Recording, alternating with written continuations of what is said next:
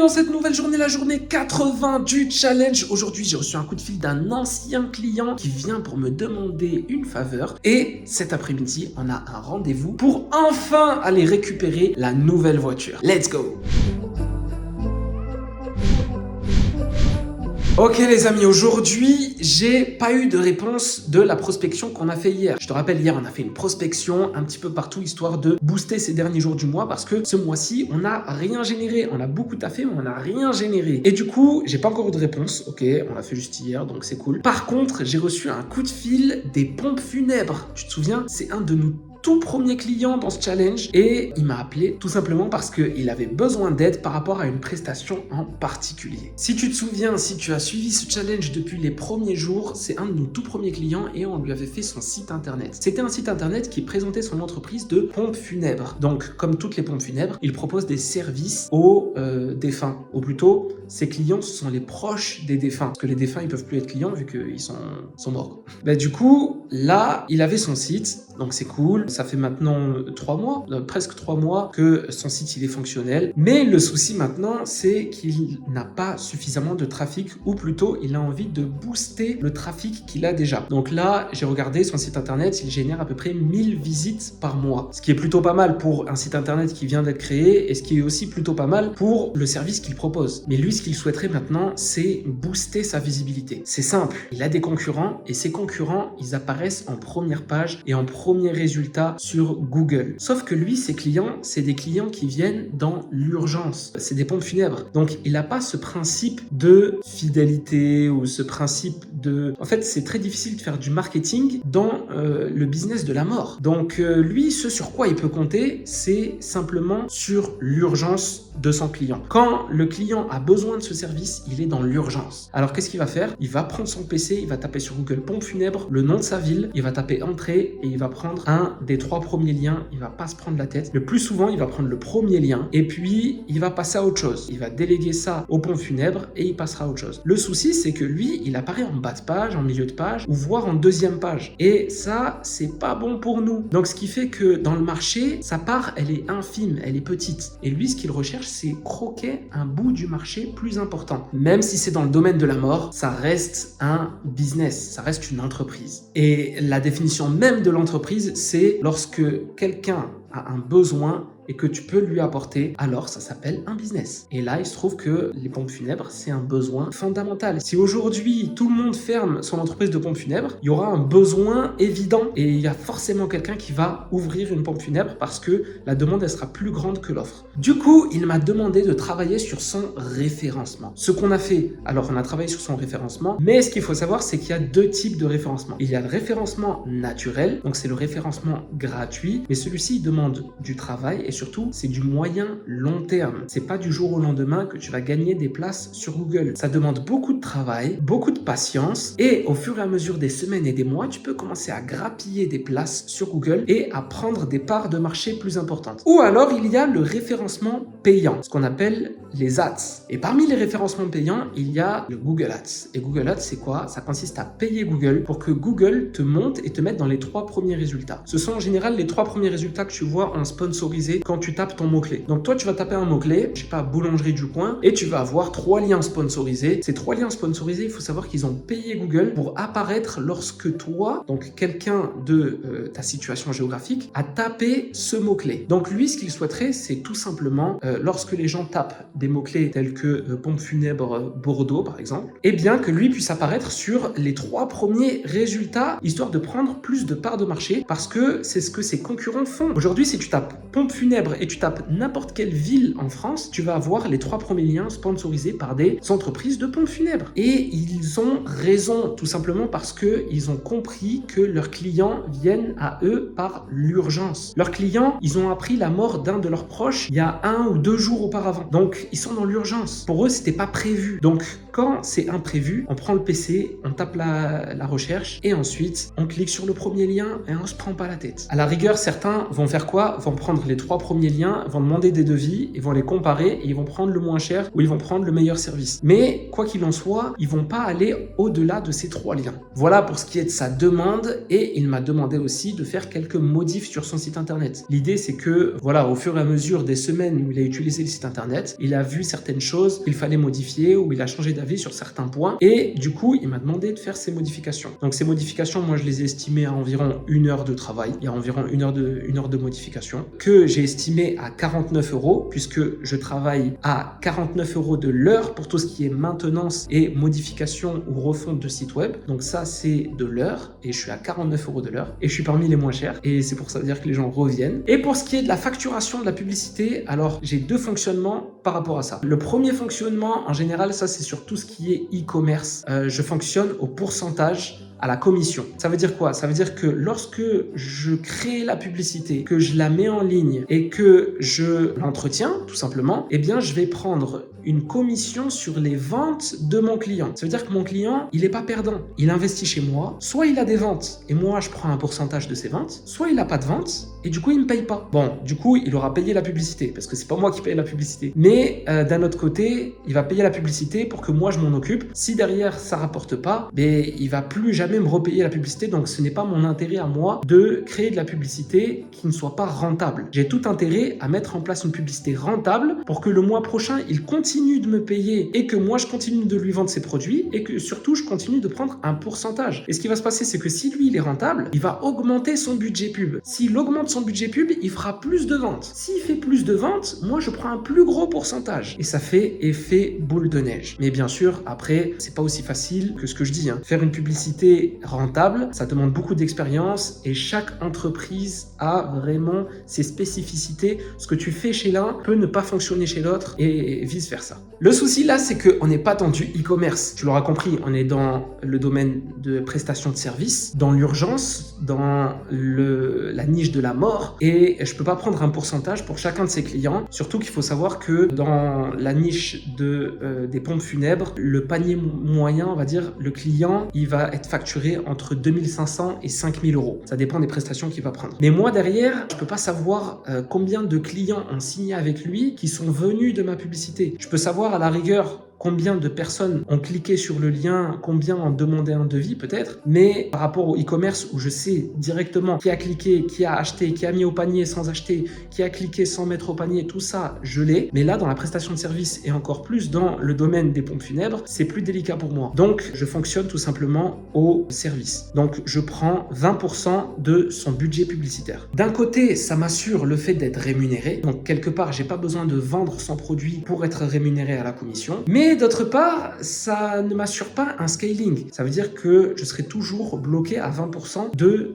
son investissement. C'est à moi de rendre son investissement fructueux pour que le mois prochain, il double son investissement et que du coup, les 20% pour moi soient doublés. Et du coup, on a discuté ensemble de ses capacités dans son investissement, de ses capacités aussi à prendre, voilà, le nombre de clients qu'il est capable de prendre mensuellement, parce que plus tu fais de pub, plus tu t'exposes à recevoir beaucoup de monde. Et si t'as pas une équipe derrière qui est prête à gérer plusieurs dossiers dans la même semaine, ben, tu auras fait de la pub, mais ça jouera contre toi. Parce que là, on est dans le domaine des pompes funèbres. Si tu as 7 personnes qui t'appellent dans la semaine, mais que dans la semaine, tu peux gérer que 3 personnes, les 3 autres, ou plutôt les 4 autres, ils vont être dans l'urgence. Donc, ils vont raccrocher avec toi, ils vont passer autre part parce que ben, tu pourras pas assumer la capacité. Donc, tout ça, j'ai vu ça avec lui au téléphone. Il m'a dit aussi qu'il souhaitait que ça se fasse très rapidement. Alors, c'est cool, ça peut se faire rapidement, mais c'est surtout parce que ce mois-ci, là, on est dispo. Mais si j'avais eu des clients, je lui aurais dit non, frérot, là, c'est livraison minimum 2 semaines. Mais du coup, j'ai dit ouais, ok, pas de souci. J'ai dit exceptionnellement, vu que t'as déjà été client avec moi et tout. Voilà, on essaie toujours d'arranger le client et de lui montrer qu'il a de l'importance et ne pas faire semblant. Ok, moi quand je montre qu'il a de l'importance, c'est parce qu'il a vraiment de l'importance. Et donc, on a conclu que son budget serait de 800 €, ce qui revient à une commission pour moi de 150 €. Alors, tous ceux qui font du media buying. Le media buying, c'est voilà, la création de campagnes publicitaires. Il y a des agences qui sont spécialisées à ça. Elles font que ça. Et s'il y en a parmi vous qui font du media buying, vous savez que 150 €, c'est rien du tout et il n'y a personne qui va accepter ça. Eh bien, moi, je l'ai accepté. L'idée, c'est vraiment de ma part aussi de prendre de l'expérience parce que j'ai déjà fait des publicités, mais je suis pas non plus un expert et je vais prendre mon expérience sur mes clients. Et plus je vais devenir meilleur et plus je monterai mes prestations. Là, l'idée, c'est vraiment de mettre en place sa campagne et après de le laisser autonome. Je vais lui faire un PDF dans lequel il pourra gérer lui-même sa campagne et ça lui coûtera moins cher. Et aussi, j'ai remarqué que lui, c'était quelqu'un qui aimait bien toucher à tout. Donc, il m'appelle moi parce qu'il sait que j'ai la compétence, mais derrière, il attend que je puisse lui donner la main pour que lui-même, il puisse regarder, lui-même, il puisse toucher, lui-même, il puisse apprendre. C'est quelqu'un qui aime bien apprendre, qui aime bien voir comment ça fonctionne. Donc, 150 € pour la création de sa campagne et ensuite lui laisser la main dessus, c'est bon pour moi. Ça va me coûter à peu près 3 heures de travail avec les balises à mettre puisque je vais être en contact direct avec Google parce que bien sûr tu peux appeler Google pour qu'il puisse mettre en place toutes les balises avec toi. Les balises, c'est quoi? C'est ce qui va permettre le suivi de ta campagne publicitaire et ça tu peux le faire directement au téléphone avec Google et en français parce que le service Google Ads en français il existe par téléphone, il est totalement gratuit. C'est juste que ça va te demander du temps et un petit peu d'énergie, mais c'est normal, on n'est pas là pour dormir. Voilà mon ami, donc conclusion, j'ai pris 200 €, ok, je l'ai facturé, il m'a dit ok, je te fais le virement, bim, 200 € qui se rajoutent sur notre petite jauge. La jauge qui apparaît juste là, paf. 200 € de plus, c'est cool, ça nous fait 2%, ok, on continue d'avancer. Tranquillou. En revanche, je pense qu'on va pas tarder à commencer à se concentrer sur la création de l'identité visuelle de l'agence. Je te rappelle que jusqu'à présent, on a uniquement utilisé le réseau, le petit réseau, donc l'entourage proche. On a utilisé le parrainage, donc on a utilisé les anciens clients pour qu'ils puissent nous recommander et gagner de nouveaux clients, ce qui a fonctionné, puisqu'on a gagné 1 ou 2 clients grâce à ça. On a utilisé les réseaux sociaux dans lesquels on a partagé notre prestation sur les groupes, il n'y a pas longtemps de ça, encore juste hier, mais aussi la technique de freelance, puisque pour l'instant, on n'est pas vraiment une grosse agence. Quand on commence tout seul, on commence tranquille, on prend de l'expérience et on prend le temps de prendre de l'expérience. Il ne faut pas se précipiter. Donc, on a vu comment créer un compte freelance pour proposer ses prestations en freelance. On n'a pas encore prospecté en physique. J'aimerais bien prospecter en physique et te montrer comment ça se passe parce que j'aime trop la prospection en physique. Moi, j'aime bien, je suis sociable, je suis très sociable, j'aime bien le contact humain. Et à l'inverse du contact par téléphone ou par mail, il n'y a pas d'humain. Et dans le contact en physique, il y a l'humain. Tu t'es déplacé pour lui et puis il y a un feeling, il y a un lien qui se crée et c'est de ce lien que se crée la confiance. Et c'est avec la confiance que tu peux convertir et que tu peux augmenter même ton réseau. Parce que lui-même, tu vas le convertir. S'il est satisfait derrière, il va te recommander, etc., etc. Et ça fait effet boule de neige. Mais voilà, on n'a pas eu le temps avec les voyages, avec tout ça. On s'est surtout concentré sur le début. Mais j'aimerais bien, là, cette semaine, qu'on se fasse une prospection physique pour que je te montre comment ça se passe. Autrement, comme je t'ai dit, il va falloir penser à la création de l'identité visuelle. L'identité visuelle, c'est quoi? C'est littéralement la création de l'agence, ou plutôt de l'identité visuelle de l'agence. C'est-à-dire un nom pour l'agence, un logo pour l'agence, un site internet pour l'agence, des réseaux sociaux pour l'agence, une chaîne YouTube pour l'agence, bref, tout ce qui va montrer à l'extérieur que ton agence, elle est solide, que tu sais ce que tu fais, que tu as de l'expérience et que tu mérites la confiance de tous tes clients. Ça, c'est quelque chose qu'on n'a pas. C'est pour ça qu'aujourd'hui, on se définit plus comme freelancer que comme agence. Mais c'est quelque chose pour lequel il va falloir commencer à y penser et sur lequel il va falloir commencer à se concentrer. Ça va demander beaucoup de travail. C'est du travail qui va pas être payé instantanément. Un petit peu comme ce début de mois, on a beaucoup travaillé, mais il n'y a pas de sous qui sont rentrés. Par contre, c'est du travail qui va nous permettre de faire rentrer des sous sur le moyen long terme. Et si on veut monter un empire, on va devoir passer par là. Donc, c'est quelque chose sur lequel il va falloir se concentrer là. Je pense à la fin de ce mois-ci, au début du mois prochain, c'est vraiment le truc sur lequel il va falloir se focus. Mais avant, faut trouver des clients pour terminer ce mois-là. Parce que j'ai des charges à payer à la fin du mois. Faut trouver des clients là. Il nous reste une dizaine de jours. Faut trouver ça. On va terminer cette vidéo avec la bonne nouvelle. On va chercher la voiture. Pour ceux qui n'ont pas suivi, j'ai bénéficié d'une aide de l'État qui consiste à jeter une vieille voiture polluante pour en récupérer une électrique ou hybride. Bref, une moins polluante. Et pour ça, tu obtiens une prime. Et c'est ce qu'on appelle la prime à la conversion ou la prime à la casse. J'ai bénéficié de cette prime, ça m'a permis d'acheter une voiture électrique et j'ai pris la voiture électrique la moins chère du marché qui était compatible avec cette offre-là. Et il se trouve que je l'ai pris en occasion, ce qui m'a coûté encore moins cher. Et il se trouve que j'étais éligible à la prime la plus haute par rapport à mon avis d'imposition et par rapport à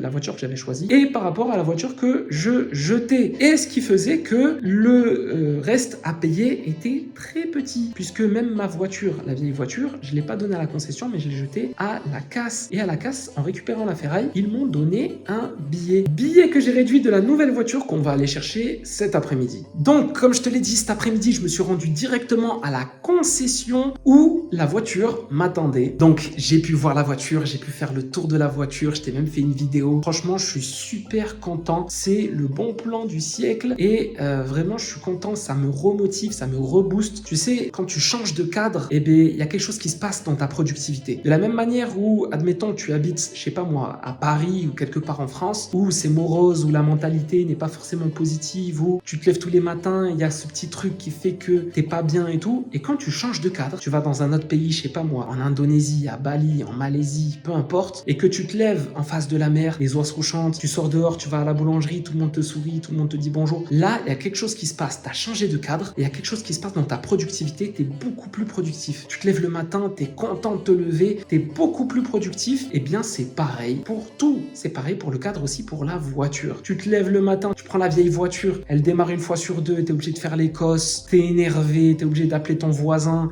il descend, il est énervé avec toi, vous faites les cosses. Bref, c'est le meilleur moyen de commencer super mal la journée. Et là, tu changes de voiture, tu passes sur une voiture qui est plus spacieuse, ça sent bon, t'es confortable, tu vois, ton dos il est bon, t'es là, t'as pas le bruit du moteur parce que c'est une voiture électrique. Bref, tranquille. Et là, franchement, le changement de cadre, je sais que ça va avoir un impact. Aussi petit soit-il, tout changement de cadre a un impact sur ta productivité. Bref, c'est le moment de parler argent parce que cette voiture, elle n'est pas gratuite. Elle est très peu chère, mais elle n'est pas gratuite. Elle coûte 8100 €. C'est pas la voiture que j'avais bloquée avant la Tunisie parce que la voiture que j'avais bloquée avant la Tunisie, tu peux la bloquer pendant une semaine. Après, elle se redébloque parce qu'il y a des gens derrière qui sont intéressés. Donc, j'ai dû en bloquer une autre que j'ai trouvée encore moins cher avec un peu plus de kilométrage. 80 000 au kilométrage environ. 80 000, ce qui est très raisonnable pour une voiture de ce prix-là. Parce qu'elle fait 8100 €. Moi, j'ai bénéficié d'une prime à la conversion de 6 000 € et d'un bonus écologique, puisque c'est une voiture électrique, de 1500 €. À ça, tu peux déduire les 300 € que j'ai gagnés de la casse, puisque quand j'ai jeté ma voiture, j'ai obtenu un chèque de 300 € pour les pièces détachées et pour la ferraille. Ce qui fait que la Zoé me coûte 300 €. Donc c'est top et c'est 300 € que j'ai dû sortir de mes économies, donc de la jauge. Du coup, on met à jour la jauge et on enlève